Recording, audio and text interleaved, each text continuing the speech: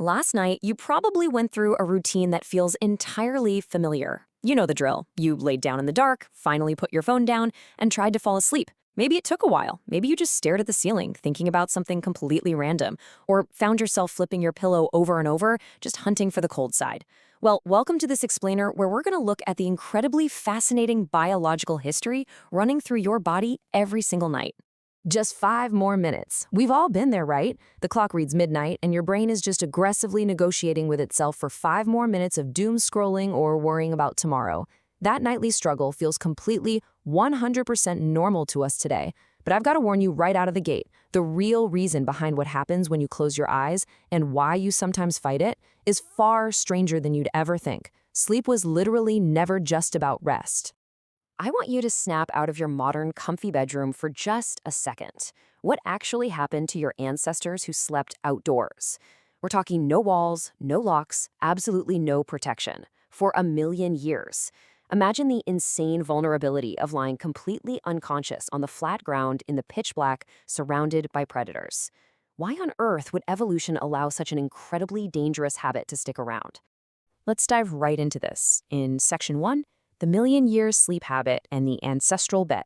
Lying paralyzed in the dark was, without a doubt, the single most dangerous moment of an early human's day. For evolution to keep this habit around, the biological payoff had to massively outweigh the very real risk of, being eaten. To understand how they actually survived, we have to look at the numbers. In a landmark 2015 study, UCLA researcher Jerome Siegel tracked 3 modern hunter-gatherer tribes living in ancestral conditions: the Hadza in Tanzania, the San in Namibia, and the Tsimane in Bolivia. Now, you might expect them to sleep incredibly long hours without the distraction of Netflix or smartphones, right? Nope. The data showed they slept an average of only 6.4 hours per night. And even crazier, they experienced virtually zero insomnia. These findings completely turned everything scientists thought they knew upside down. These hunter-gatherer communities didn't even hit the hay when the sun went down. They stayed up. They hung out by the fire, falling asleep around 10 p.m. and waking up naturally around 6:30 a.m. Their biological rhythms were perfectly intact, and they suffered from absolutely none of the modern sleep disorders that are currently plaguing our society. So, this opens up a massive curiosity gap. If 6.4 hours of sleep is what your biology and your ancestors actually evolved for over a million years, why does literally everyone, from health articles to your doctor to your fancy smartwatch, tell you that you absolutely must get 8 hours? Where did that number even come from? Which brings us to Section 2, the 8-hour sleep myth and the industrial formula. Spoiler alert, that universally accepted 8-hour rule didn't come from neuroscience, biology, or ancient human history. It was actually invented by 19th century social reformers during the Industrial Revolution. As factories took over, time became directly tied to productivity. So these reformers pushed for a tidy, mathematically equal division of the day to protect overworked factory hands. The 8-8-8 formula. 8 hours of work, 8 hours of leisure, and 8 hours of sleep. It was a purely economic and social invention. But here is the absolutely crucial point. Because of this, modern humans currently sleep roughly an hour and a half less per night than our pre-industrial ancestors did just a couple of centuries ago. We're totally caught between a rigid, manufactured formula and our deeply disrupted biology. And the fallout from this modern disruption is frankly terrifying. Research from Matthew Walker over at UC Berkeley shows that sleeping under 6 hours a night for just 2 weeks produces a level of cognitive impairment that's literally equal to being awake for 24 hours straight. But here's the most dangerous part of the whole shebang. The subjects didn't even feel impaired. Your brain adapts to its own decline without even giving you a heads up that it's failing. If just a tiny little deficit in sleep can cause your brain to act like it's been awake for a full day and night, we really have to ask, what the heck is actually happening inside your head while you're sleeping? Let's shift gears from our modern sleep debt and look at the hidden machinery that is quite literally keeping your body alive. Section 3, Inside the Sleeping Brain and the Nightly Wash. Now, what's really fascinating here is that when you close your eyes, your brain does not just power down like a laptop. Actually, scratch that. It does the exact opposite. It shifts into a full-blown, massively active cleaning mode. Back in 2013, science made this wild discovery called the glymphatic system. Think of it like a biological dishwasher inside your brain. During sleep, it forcefully pumps cerebral spinal fluid through your brain tissue to aggressively flush out toxic proteins, specifically things like beta amyloid, which is a prime suspect in Alzheimer's disease. And this system only runs at full blast when you are fast asleep. So every single night you don't sleep well, actual toxic waste is physically building up inside your head. But it's not just scrubbing away the grime. Your brain is actively organizing. You spend about 25% of your night in rapid eye movement or REM sleep.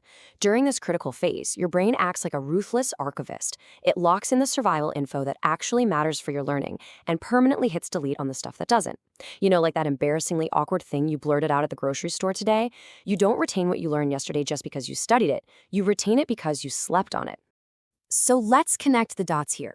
If this nightly washing and memory filing is so absolutely critical to your basic survival, why does your brain sometimes violently fight against it? Why are you staring at the ceiling at 2 a.m. wide awake when you know you desperately need to sleep? Let's uncover that in Section 4, the forgotten segmented sleep and the hidden engineer. To really get this, we've got to look at your circadian rhythm. Oxford researcher Russell Foster confirms something amazing. A literal biological clock exists in every single cell of your body, and it's perfectly synced to the ancient rotation of the Earth. These tiny internal clocks control the precise release of melatonin to make you sleepy and cortisol to wake you up. But those clocks used to run on a very different schedule. Historian Roger Eckertz documented that before industrialization, human sleep was naturally segmented. You'd have a first sleep for about 4 hours, wake up for an hour or two of quiet wakefulness to pray, chat, or just reflect, and then you'd go back for a second sleep until dawn. So, waking up at 2 a.m.? It's not a glitch or a disorder. It's actually a completely natural million-year-old rhythm for your brain. Well, if segmented sleep was completely normal and our internal cellular clocks were perfectly synced to the planet, what broke the system? It's time to introduce the villain of our story and the direct culprit behind your frustrating nightly struggles. What exactly did artificial light change in all of this? Section 5, the Great Light Bulb Experiment and the Melatonin Crash. Back in 1879, Thomas Edison invented the electric light bulb, and without meaning to, he launched the most disruptive, massive experiment on human biology in history. Think about the scale here for a second. For 1,000,000 years of evolution, your ancestors relied solely on the sun and the warm, amber glow of firelight, which, by the way, does not disrupt your biological clock. Compare that immense timeline to the tiny 150-year window of bright white and blue artificial light we have now. In a literal evolutionary blink of an eye, we introduce screens and bulbs that actively trick every single cell in your body into thinking the sun is still high in the sky. And the chemical results of that trick? It's devastating. The data brilliantly illustrates that staring at a screen before bed can suppress your body's melatonin production by up to 50%. Your brain sees that blue light, assumes it's daytime, and just completely shuts off the sleep hormone. This artificially delays your sleep by up to 2 full hours. Your body isn't broken, you know? It's working exactly as it evolved to work. It's just trapped in a modern world of glowing screens. With our ancient evolutionary biology clashing so aggressively against modern technology, it leaves us with a pretty urgent question. Is there anything you can actually do tonight to reclaim what we've lost over the last 150 years? Tonight, you're inevitably going to go right back to that exact scenario we talked about at the very beginning. You'll lie in the dark, put your phone down, and try to get some sleep. But this time, I want you to remember that glymphatic system waiting to wash your brain. Remember those ancient circadian clocks ticking away in every single cell of your body? All of these magnificent, complex systems evolved over 1,000,000 years out on dangerous open ground, specifically to save your life. So, I leave you with this final thought for tonight. When you turn off the lights, are you going to treat your sleep as just some annoying modern chore getting in the way of your scrolling?